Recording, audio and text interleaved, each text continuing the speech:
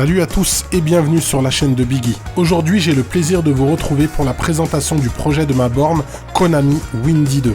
La Windy 2 est une Candy Cab sortie en 1997 au Japon. C'est une borne en plastique et en fibre. Elle est généralement peinte en blanc pailleté.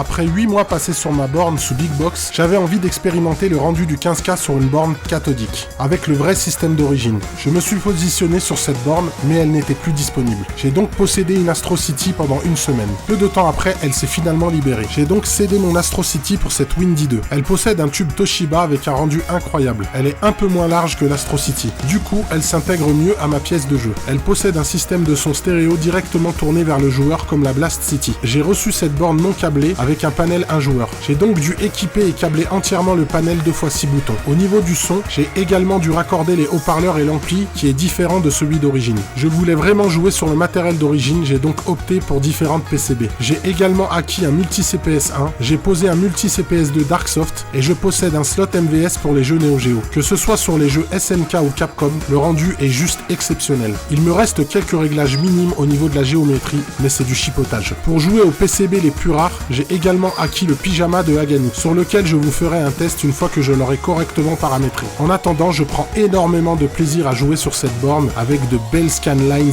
bien fat. Je commence à comprendre comment fonctionne une borne en JAMA et on est à des années-lumière d'une borne sous système PC. C'est beaucoup plus difficile à gérer, mais un rendu aussi exceptionnel se mérite. Je vous tiendrai au courant de son évolution. Il me reste encore un peu de travail sur l'aspect, quelques finitions de peinture, restaurer le topper et aussi le raccordement du système d'éclairage du marquis. J'espère que cette petite vidéo vous a plu et en attendant, je vous dis à bientôt.